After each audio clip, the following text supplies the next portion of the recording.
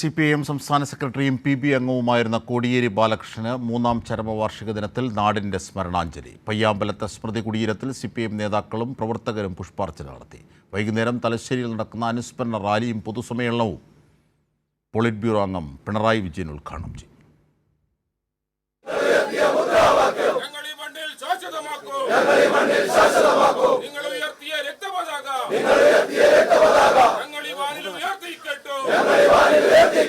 പയ്യാമ്പലം തീരത്ത് ഒരിക്കൽ കൂടി കോടിയേരിയുടെ ഓർമ്മകൾ ഇരമ്പി. സഖാവിന് മരണമില്ലെന്ന മുദ്രാവാക്യം വിളികൾ വീണ്ടും വാനിലുയർന്നു. മൂന്നാം ചരമവാർഷിക ദിനത്തിൽ പ്രിയ നേതാവിന് നാട് സ്മരണാഞ്ജലി അർപ്പിച്ചു. CPIM നേതാക്കളും പ്രവർത്തകരും കോടിയേരിയുടെ കുടുംബാംഗങ്ങളും പയ്യാമ്പലത്തെ സ്മൃതി മണ്ഡപത്തിൽ പുഷ്പാർച്ചന നടത്തി. CPIM കേന്ദ്ര കമ്മിറ്റി അംഗം EP ജയരാജൻ അനുസ്മരണ യോഗം ഉദ്ഘാടനം ചെയ്തു. സഖാവ് കോടിയേരി നമ്മെ വിട്ടുപിരിയുന്നതുവരെയും ഒന്നിച്ച് പ്രവർത്തിച്ച ഒരാത്മസഖാവാണ്, ആത്മസുഹൃത്താണ്, പാർട്ടി നേതാവാണ് നമുക്ക് നഷ്ടപ്പെട്ടത്. ജീവിതം നാടിനു വേണ്ടി, ജനങ്ങൾക്ക് വേണ്ടി, പാർട്ടിക്ക് വേണ്ടി സമർപ്പിച്ച ഒരു ഉന്നതനായ രാഷ്ട്രീയ നേതാവ്, കമ്മ്യൂണിസ്റ്റാണ് സഖാവ് കോടിയേരി.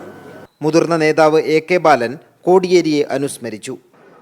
കോടിയേരിയോട് എത്തുക എന്ന് പറയുന്നത് അസാധ്യമാണ്. അതുകൊണ്ടാണ് അദ്ദേഹം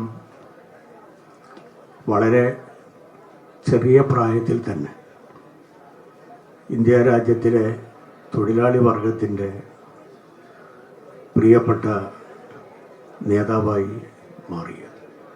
CPIM ജില്ലാ സെക്രട്ടറി KK രാഗേഷ്, സംസ്ഥാന സമിതി അംഗങ്ങളായ TV Rajesh, V Sivadasan, AN Shamseer, M Prakashan master, N Chandran, Panoli Valsan, P Sasi, മുതിർന്ന നേതാവ് KP സഹദേവൻ, മന്ത്രി രാമചന്ദ്രൻ കടന്നപ്പള്ളി, കോടിയേരിയുടെ പത്നി വിനോദിനി ബാലകൃഷ്ണൻ തുടങ്ങിയവർ പങ്കെടുത്തു. കൈരളി ന്യൂസ്, കണ്ണൂർ.